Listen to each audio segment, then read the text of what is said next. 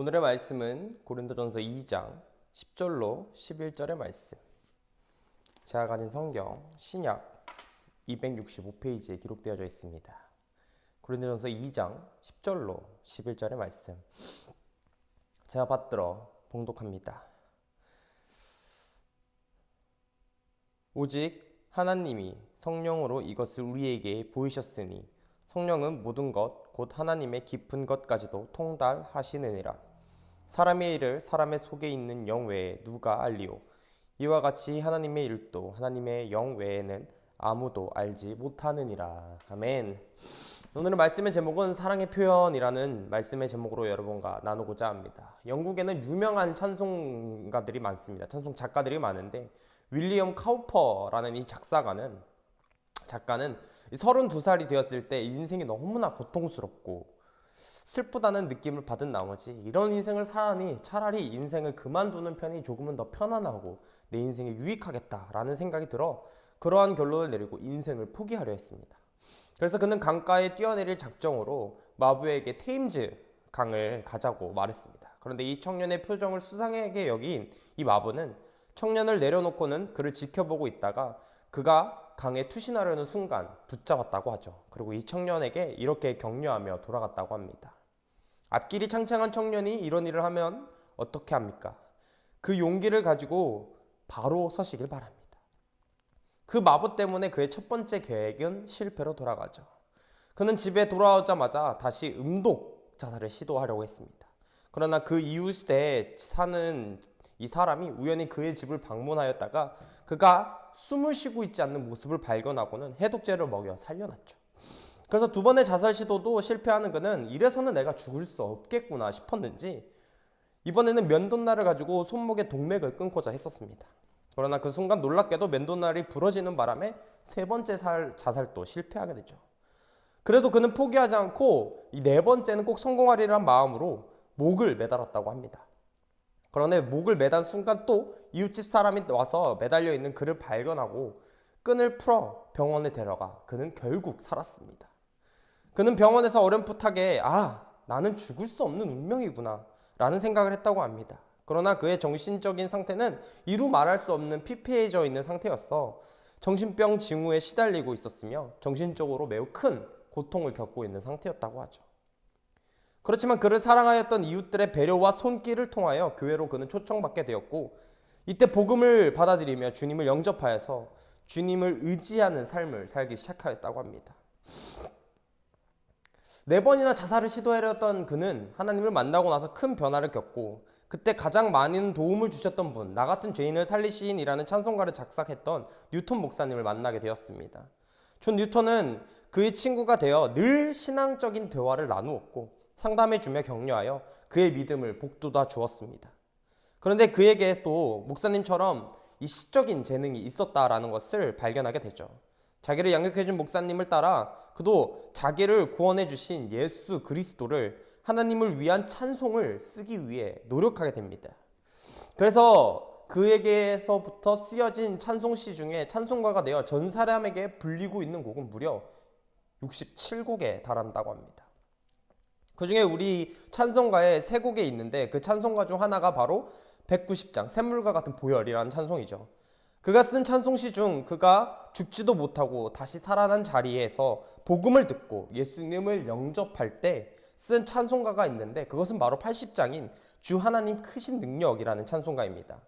한국 찬송가는 이 곡조를 맞추고 음절을 맞추다 보니 원 작사가의 생각이 잘 드러나 있지는 않는데 그 가사를 다시 번역하여 우리가 살펴보면 다음과 같은 이야기를 담고 있습니다.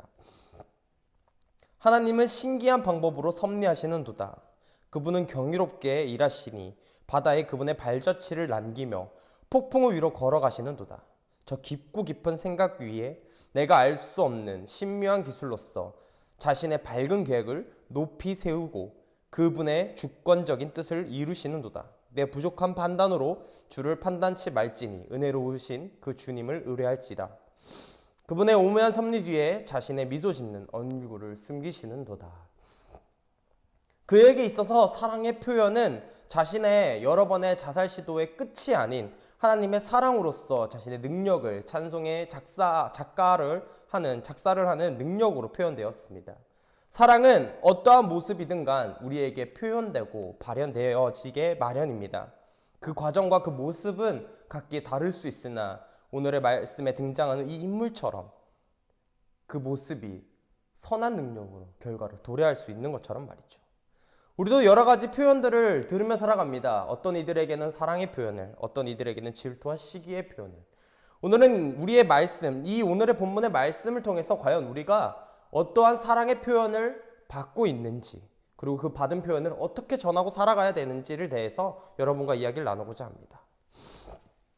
오늘 본문의 10절의 말씀을 먼저 살펴보면 바울은 인간의 지혜로 깨닫지 못하는 하나님의 지혜에 접근할 수 있는 방법에 대해서 먼저 이야기하고 있습니다. 모든 것, 곧 하나님의 깊은 것까지도 통달하시느니라 라고 이야기하고 있죠. 이것은 성령님의 도움으로 우리는 하나님의 지혜를 깨달을 수 있다고 이야기하고 있습니다. 옛날 속담에 이런 말이 있습니다. 10길 물속은 알아도 한 길 사람 속은 모른다 라는 말이 있죠. 매일같이 살아가는 가족, 그리고 내가 사랑하는 부부의 마음도 서로가 모를 때가 있는 것처럼 서로의 마음은 사람의 속은 쉽게 알기란 어렵습니다. 겉으로는 웃고 있지만 실상 속으로는 매우 속상하고 어려운 마음을 가진 자들이 이 주변에는 요즘에 더욱더 많아지고 있는 것처럼 말이죠. 그래서 많은 이들은 왜 나를 잘 몰라주나 라며 속상할 때 속상해하거나 어려워하기도 합니다. 그 사람은 나를 이해해주겠거니 나를 알아주겠거니 라며 기대하고 살아가지만 그 삶도 나를 몰라주는가라 하면서 상처받을 때가 간혹 꽤나 많이 있다는 것입니다. 그 사람은 나를 이해해주겠거니 했지만 기대했지만 그 사람도 나를 몰라주겠구나 하면서 마음을 상할 때 우리는 그때가 너무나 많다는 것이죠. 그러나 이렇게 다른 사람이 내 마음을 모르는 것은 당연한 일일 것입니다. 달리 이야기하자면 사람은 유한하며 그 존재로서의 가치는 다른 사람들의 마음을 속속히들이 다 알 수 있는 방법이 없다라는 것이죠. 그렇기에 우리가 다른 사람들의 마음을 이해할 수도, 내가 그 사람의 마음을 이해할 수도, 그 사람이 내 마음을 다 이해한다는 것은 전혀 공감되지 않는 이야기 혹은 당연하지 않는 것처럼 들릴 것입니다. 더욱 이 사람의 마음이나 생각의 변화, 이 변화들이 묻상하여 아무리 다른 사람의 마음을 잘 읽는 사람이라도 할지라도 그 사람의 마음이 시시각각 변한다면 우리는 그 사람의 마음을 전부 다 이해할 수 없을 것이죠. 그래서 오늘 본문의 말씀에 내 마음을 가장 정확하게 알고 있는 것은 오직 자기 자신뿐. 그렇게 11절은 사람의 속에 있는 영 외에 누가 알리요? 라고 이야기하고 있습니다. 인간의 마음을 가장 잘 알고 있는 것은 자기 스스로다 라는 이야기이죠. 하물며 만들어진 인간이 창조주신 하나님을 어찌 다 알 수 있겠습니까? 인간은 스스로를 아무리 주님의 뜻을 알고자 노력하고 내가 주님의 뜻을 알려고 노력한다고 한들 그 뜻을 다 헤아릴 수는 없는, 결코 가능하지 않은 일이라는 것이죠. 그것을 다 한다? 주님의 뜻을 다 내가 알고 있으니 내가 주님의 마음을 너희에게 알려주겠다라고 장담하는 자들은 결코 믿어서는 안 된다라는 것입니다. 사람의 속을 그 사람의 영만이 제대로 알 수 있듯 하나님의 사정 또한 하나님만이 알 수 있다라는 것이죠. 하나님의 깊은 뜻을 알기 위해서는 그래서 우리가 항상 말씀에 집중해야 되는 이유도 이와 같은 것입니다. 주님의 뜻은 한결같으십니다. 이 한결같으셔서 인간과는 달리 변화하거나 바뀌지 않는다라는 것이죠. 주님이 우리에게 주시는 한 가지의 뜻은 오직 사랑이십니다. 그리고 그 사랑의 모양은 달리 표현될 수 있을지 몰라도 결과적으로 하나로 귀결되게 되어졌습니다. 그래서 바울에 따르면 성령님은 하나님의 깊은 것이라는 이야기를 하며 통달하였다 이야기하고 있지요. 여기서 깊다라는 것은 바다라는 단어로서 깊이 혹은 깊음과 같은 풍성함을 뜻하는 바도스의 목적격으로서 인간이 감히 예측조차 할 수 없는 무한하고 깊으신 그리고 풍성하신 하나님의 뜻을, 하나님의 이야기를 말하는 것입니다. 바울은 깊은 것이라도 통달하신다, 깊은 것까지도 통달하신다라는 것을 성령께서는 인간으로서 아무리 노력하여도 알 수 없는 하나님의 심오하신 뜻과 속성, 하나님의 은혜의 계획들을 완전히 이해하고 계시므로 하나님의 지혜를 드러내기에 충분한 능력이 있다는 점을 우리에게 이야기하고 있습니다. 즉 본문은 하나님의 오묘하신 뜻과 섭리를 제3위에 하나님으로서 하나님과 온전히 하나 되시는 성령님만이 알 수 있고 또 전달하고 우리에게 이야기할 수 있다라는 것입니다. 또한 통달한다라는 의미는 탐색하다, 주의 깊게 조사하다, 탐구하다는 뜻을 가지고 있고, 이는 후기 어형, 특히 알렉산드리아의 어형으로서 에라우나오라는 단어로 현재형인 이는 고대 검사관의 보고서에 주로 등장하였다고 합니다. 여기서 파생된 이 단어는 주로 세관 업무를 담당하는 검사관들이 일을 할 때 사용되었던 단어입니다. 이는 세관을 검사하고 그 검사에 있어서 하나도 빠뜨리지 않아야 하며 이를 철두철미하게 관찰하고 살펴야 한다는 그들의 모습에서 비롯된 언어로서 주님이 우리의 마음을 살피신다라는 것은, 그리고 그 마음을 헤아리신다라는 것은 그 일을 잠시도 멈추지 않으시며 항상 깊이 들여다보신다라는 뜻을 표현하고 있습니다. 인간은 인간의 마음을 하나하나 살피고 깊이 헤아릴 수 없으나 주님께서 우리의 마음을 살피시고 감찰하실 때에는 그 모습을 하나하나 빠뜨리지 않는 세간의 모습처럼 꼼꼼하고도 철두철미하게 우리의 마음과 행태를 살피고 계신다는 뜻이죠. 사실상 우리는 오늘날 세상의 많은 지혜와 지식 가운데 있지만 정녕 진실이라 이야기할 수 있는 그리스도의 십자가 사건에 대한 진실을 알고 있지는 못한 채 자기들의 삶만을 중시하며 살아갈 때가 참 많이 있습니다. 성도된 우리가 알아야 할 사실을 전혀 뒤로 한 채 세상과의 과정에 있어서 더 옳고 좋은 방향이 무엇인지 인간적인 세상의 기준으로 판단할 때가 많다라는 것이죠. 우리가 그 가치관을 가지고 살피고 살아가다 보면 결과로 추론할 때면 주님은 전혀 다른 방향성을 제시할 때가 많이 있습니다. 그 방향은 우리의 가치관과 맞지 않아 받아들이지 못할 때가 그래서 많이 있죠. 교회의 선택과 방향에 대해서 전혀 이해하지 못하고 결과를 받아들이지 못하는 상황처럼 말입니다. 그런데 주님은 언제나 감찰하시며 우리의 상황을 살피고 계십니다. 전혀 다른 길로 새어나갈 수 없게 꼼꼼하고도 치밀하게 계획하신다라는 것이죠. 그런데 우리는 그 계획에 있어서 전혀 다른 방향성으로 그 방향성을 가지고 스스로가 제시하면서 자신의 가치관이 맞다 들이밀 때가 있습니다. 저도 그렇고 여러분도 그렇지만 분명히 이게 더 맞는 것 같다라는 느낌을 가지고 일을 처리할 때가 있다라는 것이죠. 그런데 어떠한 상황에도 가장 중요한 것은 우리의 선택과 목적이 아니라 하나님의 선택과 목적에 맞게 우리가 살아갈 준비가 되어져 있어야 한다는 것입니다. 우리의 지혜와 지식보다 중요한 것은 주님의 지혜와 성령님의 뜻을 찾아가야 한다는 것. 이것이 우리의 목표이자 방향성이 되어야 한다는 것입니다. 사람은 자주 변하고 틀릴 수 있습니다. 인간인이 실수할 수 있죠. 아무리 철저히 계획한들 그 계획의 방향성은 틀어질 수 있을 것입니다. 여러분은 여행 가는 거 참 좋아하십니까?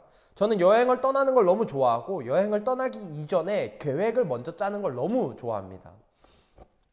그 계획을 짜는 데 있어서 내가 아무리 철두철미하게 계획을 짜도 실상 여행을 떠나기 직전 혹은 여행을 간 그 장소에서 차질이 생겨 조금씩 변화하게 됩니다.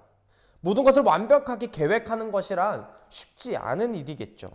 마찬가지입니다. 누구나 자신의 계획을 호기롭게 시행하려고 해도 그 과정에 있어서 조금의 오차와 변수는 인간이기에 발생한다는 것입니다. 그래서 봐줘야 되냐? 그것이 아니라 주님의 계획을 실행하는 데 있어서 주님은 전혀 그러한 모습을 보이지 않는다라는 것입니다. 단언컨대 존재하지 않는다고 주님의 모습에서는 그러한 인간의 모습이 존재하지 않는다 이야기할 수 있습니다. 다만 변화하는 것 같고 달라 보이는 것처럼 느껴지는 이유는 우리가 우리의 계획을 세우고 방향성을 설정하다 보니 사람의 계획으로 주님의 뜻을 합의하려고 하고 일치시키려고 하는 것 때문에 우리가 보기에 주님의 뜻이 달라지고 달리 표현되는 것 같지만 결과적으로 봤을 땐 내가 변화한 것이고 내가 바뀐 거라는 것이죠. 그렇게 오로지 주님의 뜻이 무엇인지 고민하고 기도하며 살아가야 합니다. 왜요? 우리의 인생의 계획에 있어서 하나하나가 전부 다 변화하고 있지만 주님은 오직 사랑으로 우리를 보듬기에 그 모든 것이 변하지 않으시기 때문이죠. 새해가 된 지도 벌써 한 달이 지났습니다. 여러분은 얼마나 많은 계획을 세우셨고 그 계획을 한 달 동안 벌써 얼마나 많이 시행하셨습니까? 새해가 되면 많은 이들이 다이어트 등 많은 계획들을 수립합니다. 그러나 그것이 연말이 되었을 때 내가 얼만큼 실행하였느냐라고 되돌아본다면 잘 실행되기란 쉽지 않을 것입니다. 그 계획에 하나님과 동행이 있었어야만이 우리의 모든 시행과 계획이 다 잘 이루어질 것인데, 우리는 그 주님의 동행을 조금은 뒤로 미루는 순간 우리의 계획이 조금씩 차질이 생기는 것을 우리는 살펴볼 수 있습니다. 주님이 보여주시는 계획은 분명한 계획일 것입니다. 바뀌지 않는 계획일 것이라 장담할 수 있죠. 그것은 바로 사랑의 표현이기 때문입니다. 그 모습과 모양은 조금 다를 수 있습니다. 누군가에게는 친절로, 누군가에게는 따뜻한 표현으로, 누군가에게는 다른 큰 변화로 다가올 것입니다. 하지만 그 변하지 않는 주님의 사랑을 느끼시면서 새해에도 변하지 않는 주님만을 사랑하며 살아가시는 여러분이 되시기를 바랍니다. 그 사랑의 표현은 누군가에게는 조금씩 다 다를 겁니다. 어쩔 때는 고난과 고통으로 느껴지며 내 계획이 틀렸다 녹여질 때 자포자기하며 실망하여 모든 걸 내려놓고 싶을 수도 있습니다. 앞에 예화에 등장한 그 작가처럼 말이죠. 여러분의 삶에 있어서 무언가 포기하고 싶으십니까? 무언가 놓치고 조금은 내려놓고 싶으십니까? 그럴 때 주님만을 바라보며 의지하고 살아가시는 여러분이 되시기를 바랍니다. 새해가 한 달이 지났습니다.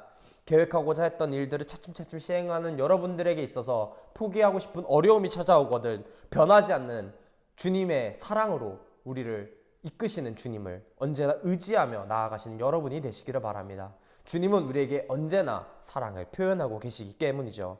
그 받은 사랑의 표현을 여러분만 가지고 간직하는 것이 아니라 이웃들에게도 나누시며 사랑을 표현하고 살아가시는 여러분이 되시기를 간절히 바라고 기도로 응답받고 살아가시는 여러분이 되시기를 바라겠습니다.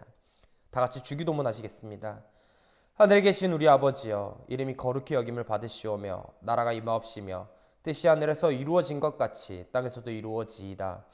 오늘 우리에게 일용할 양식을 주시옵고 우리가 우리에게 죄 지은 자를 사하여 준 것 같이 우리 죄를 사하여 주시옵고 우리를 시험에 들게 하지 마시옵고 다만 악에서 구하시옵소서. 대개 나라와 권세와 영광이 아버지께 영원히 있사옵나이다. 아멘.